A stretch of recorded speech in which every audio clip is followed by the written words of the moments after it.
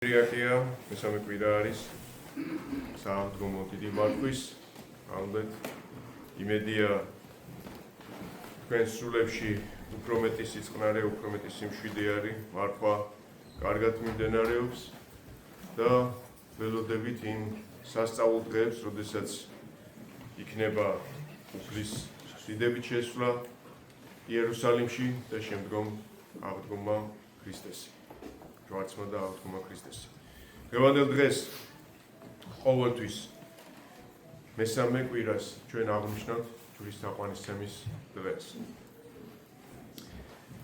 დღევანდელ სახარებაში წავიკითხეთ, რომელსა უნებს შემდგომად ჩემსა, მოსვლაი, უარყავ თავი თვისი და აღიღენ ჯვარი თვისი და შემომიდეგინ მე. დღევანდელი სახარება ძალიან მოკლე არის და პირდაპირ ეუბნება უფალი კიდევ ისევ იმ სიტყვას ვიტყვით ფორმულას ცხოვრების წესს, ცხოვრების კანონებს გვიმტკიცებს და გვაძლევს, რომელსაც უნდა ჩემთან მოსვლა. აღიღენ ჯვარი თვისი. რას ნიშნავს ჯვარი თვისი? ბევრჯერ გვაქვს ამაზე ნასაუბრები, ბევრჯერ გვაქვს ამაზე ნალაპარაკები და დღევანდელ დღეს ჩვენ ვიტყვით, რომ ჯვარის აღება არ არის მარტო იმ კანონების შესრულება, რაც ჩვენ დაგვიწესა ეკლესიამ, რაც ძველ აღთქმაში იყო, ახალ აღთქმაში არის. ეს არის იმ კანონების მიღება გულით და სულით, რომელიც ჩვენ, ესე ვთქვათ, სახარების და ცხოვნების გზას გვაჩვენებს. როგორ ვთქვათ, ვინც ჩემთვისო და სახარებისთვისო. ესე იგი, იმ საქმისთვის, რაც მოვიდა უფალმა და იქადაგა. ესე იგი, სახარება კიდევ რა არის? სახარება არის აღწერა უფლის დედამიწაზე მოსვლის, განკაცების, შემდგომ ჩვენი ცოდვების აღების, ჯვარზე აღსვლის და აღდგომის. ვინც ჩემთვის და სახარებისთვის. ეს დიდი სასწაულის სიტყვები არის. არ ვთქვია მარტო ჩემთვის. და ამ დროს ჩვენ ვფიქრობთ, რომ როდესაც გვინდა ჯვარი ავიღოთ, ეს მარტო ის არ ნიშნავს იმას, რომ ძალიან მაგრა ვიმარხულოთ. ბევრი ვილოცოთ, ყველა მსახურებაზე დავესწროთ. ეს მნიშვნელოვანია, მაგრამ ეს არ არის პირველი, ყველაზე უპირველესი. ყველაზე უპირველი ის არის, როცა შენს გულში რაღაც გინდა რომ გააკეთო და რაც არ შეეთანხმება უფლის გზებს და იმაზე იტყვი უარს. ინდა ვიღაცისი რაღაცა აიღო, სადაც მრუდეთ ძდევს და შენ თავს ხელს არ მისცემ უფლებას და თვალსაც კი არ მისცემ იმის უფლებას, რომ გაიფიქროს, რომ აი ამის აღება შეიძლება და სახში წაღება და მე ვიხეირებ. ან ვიღაცის ცუდის თქმა, ან ვიღაცაზე, ესე ვთქვათ, არასწორის მრუდის თქმა, ცილის წამება, რუშობა, არასწორი ქცევა, ცემა, კლა, ბავშვის მოკლა მუცელში. აი მაგასაც რო გაიფიქრებს ადამიანი, ისაც უკვე აღარ არის, ის უკვე ცოდვა არის, ის ფიზიკურად რომ ამას ფიქრობს, რომ მე ეს უნდა გავაკეთო, შეიძლება რაღაცა მხელი შეუშალოს. აი წავიდეს გურდი მოსაპარად.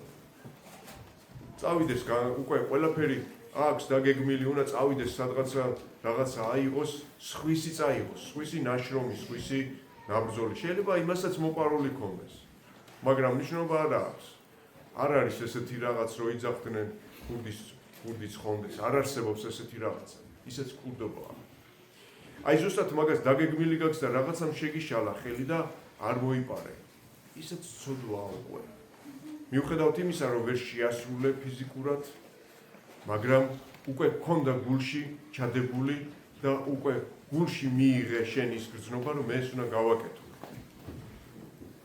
ან გულშობა.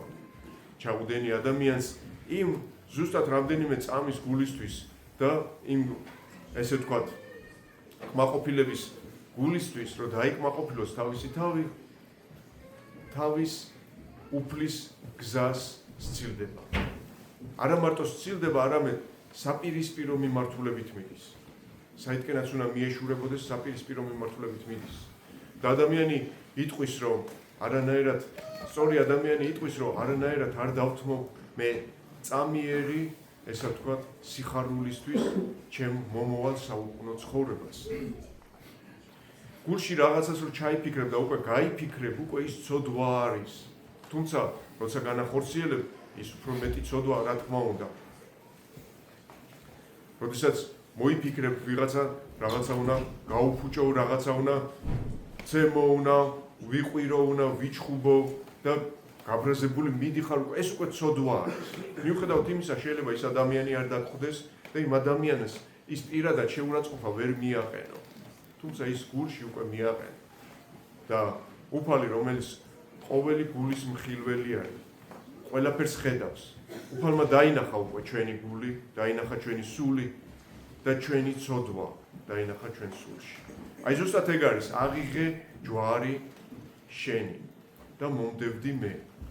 ის არის ჯვარის აღება, რომ შენ გულში, გულიდანვე უკვე წამოსულ ვნებას იქვე მოკლავ. აი ეგ არის აღიღე ჯვარი შენი.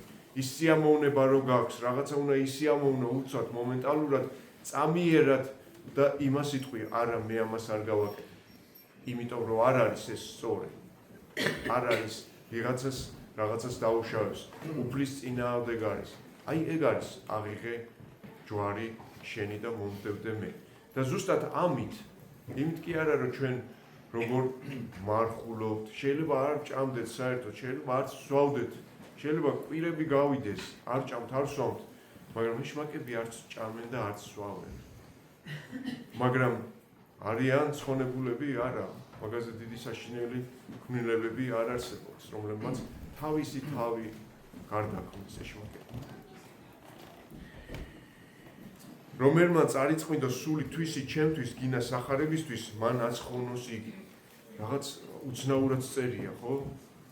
რომელმა წარიწყვიტოს სული თვისიო. წმინდა გაბრიელ ეპისკოპოსი იძახის, რომ ეს სულზე არ არის ლაპარაკი, ეს არის შენ ტანზე არის, რომელმაც წარიწყვიტოს შენი ტანი, ესე ვთქვათ, არ აჭამოს, არ ასვას, კმაყოფილება არ მისცეს, შეზღუდოს. ამით ვართ ჩვენ ცხოველებისგან განსხვავებულები, რომ ცხოველს არ აქვს შეზღუდვა იმისა, რომ შია უნდა ჭამოს, რომ სტყურია უნდა დალიოს და ნახავს ერთი ლუკმა არის, მაშინ უნდა წაართვას და თვითონ შეჭამოს.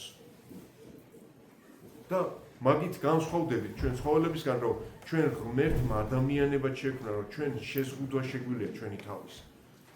მარხვა არა მარტო კუჭით, არამედ გონებით, სულით და ჩვენი გულით, რომ გულიდან არა მოუშვა ის ცუდი გულს თქმა. რატო ვიტყვით ხოლმე ქართველები სასწაული ენა გვაქვს გულის თქმა. იმიტომ რომ გულიდან მოდის ის რაღაცა, რომ დაიკმაყოფილო შენ რაღაცა რიგისისთვის აკეთებ ამ ცოდვას. და ზუსტად აქ არის ნათქვამი, რომ ვინც წარიწყვიტოს სული თვისიო, მაგრამ პირდაპირ არ გადაათარგმნოთ. ეს არ არის სულის წარწმენა, ის ჩვენ სხვა დროს რო ვიტყვით ხოლმე სულის წარწმენა და ჯოჯოხეთში წასვლა. არა, ეს არის იმ შენ ცხოვრების წესზე, ვინც დათმობს, პირდაპირ არის ნათქვამი, რომ ვინც დათმობს თავის, ესე ვთქვათ, სიხარულს, თავის რაღაც მომენტალურ ან წამიერ, ესე ვთქვათ, გახარებას იმისთვის, რომ სასუფეველში შევიდეს, აი ის იქნება ზუსტად უფალთან და ის წავა უფალთან და ის მოიმუშაკებს სასუფეველსა, რომელზეც იტყოდა, რომ სასუფეველი უფლისა იძულებისო. რატო იძულების? რატო იძულების? ესე იგი უნდა ვაიძულოთ სხვებს, რომ სასუფეველში მოხვდნენ? არა, შენ თავს უნდა აიძულო. შენ თავს უნდა აიძულო, რომ სასუფეველში მოხვდნენ.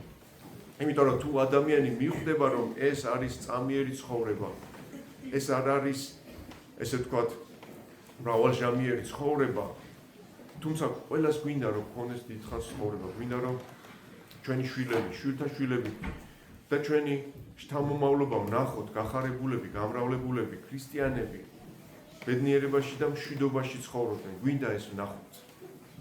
მაგრამ ეს არ არის მიზანი. მიზანი არის ის, რომ ამ ცხოვრებაში ისე უნდა ვიცხოვროთ, ისე უნდა გავნოთ, როგორც ბავშვმა რო იცის, რომ სკოლაში უნდა კარგი ნიშნები მიიღოს, რომ კარგ უნივერსიტეტში მოხვდეს და კაი სამსახური ჰქონდეს. აი ზუსტად ესე არის, ის მომენტი არის, იქ მივდივართ ჩვენი ბოლომდე გამოცდებამდე და აი ზუსტად იქ გამოცდებს ვაბარებ უფლის წინაშე მე 40 დღეს. და განსაზღვრავს უფალი გაგვიშვას კარგ სამსახურში თუ საერთოდ წარსაწყმედელად გაგვიშვას. იყო ასეთი ცდუნება კორინთელებში გავრცელებული, როდესაც იძახდნენ, რომ არა არის აღდგომაო. და თუ არა არის აღდგომაო, საყოველთაო აღდგომა თუ არ არსებობს და პავლე მოციქული ზუსტად იძახდა, რაიმე სარგებელა არ სჩემდა, უკვე თუ მკვდარნი არ აღდგებიან. ჭამოთ და ვსვათ, რამე თუ ხვალე მოვკვდებით. წარმოიდგინეთ, თუ ჩვენ არ აქვს წამს, რომ ჩვენი ქცევებით, ჩვენი გულის თქმებით და გულის თქმებით და ჩვენი ქმედებებით შევალთ ან სასუფეველში, ან ჩავარდებით ჯოჯოხეთში, ესე იგი, მაშინ არც გვწამს იმისა, რომ აღდგომისა. არც გვწამს იმისა, რომ ჩვენ აღდგებით და ქრისტე აღგვადგეს. მაშინ თუ აღდგომა აღარ არის, მაშინ ჭამოთ და ვსვათ. აღარც ეკლესია გვჭირდება, აღარც ესე ვთქვათ, ცხონება გვჭირდება. ჭამოთ, ვსვათ, ვიყოთ ჩვენს გონებაზე, რაც გვინდა ის ვაკეთოთ და რადგანაც ხვალე მოვკვდებით და როგორც ათეისტები იტყოდნენ, წარე ათეისტები, რომ არ არის ცხოვრება სიკვდილის შემდგომ. როგორ უნდა დამარცხოს ადამიანმა, მე რომ ისეთი მარტივი ქმნილებაა ეს ჩვენი ტანი, თითოეული თქვენთაგანის ტანია, ეს რობოტი და ამ სისხლი და ძვლებით შემდგარი, რომ ამაში არ არის ამის უკან არ ადგას რაღაც სასწაულის სული. როგორ უნდა დავეცე ისე ადამიანი, რომ ფიქრობდე, რომ ეს მართლა სისხლის და ძვლების გროვა რაღაცას აკეთებს, რაღაცას მოიმუშაკებს, მერე გარდაიცვლება და დაიმართება და დამთავრდება ყველაფერი. მაშინ რა გაქვს ჩვენ ცხოვრებას აზრი? რატომ მაშინ არ დავიხოცებით სულ ყველანი ყოველ ერთ წამს? რადგანაც ამ ცხოვრებაში ჩვენ ვემზადებით მომავალ ცხოვრების გადასასვლელად. ამიტომ დღევანდელ დღეს, როგორც პავლე მოციქული იტყვის, არის აღდგომა, არის. თუ არ არის აღდგომა, მაშინ ჭამოთ, ვსვათ და რადგანაც მალე მოვკვდებით და გავთავდებით. და იქნება აქ რაც შეგვრჩება მარტო ის, რომ დროს ვატარებთ და განსხრომაში ვიქნებით.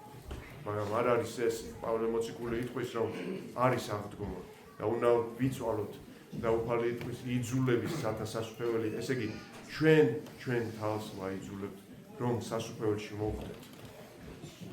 ბავშვი რომ სწავლობს, დავალებას აკეთებს სახში, ღამეებს ათენებს, აიძულებს თავის თავს, რომ ისწავლოს? კი, აიძულებს, იმიტომ რომ ბავშვს შეუძლია რომ არ ისწავლოს. და არც გააკეთოს არაფერი და ესე იყოს და არც არავინ არ მიიღებს იმას, არც უნივერსიტეტში, არც სამსახურში.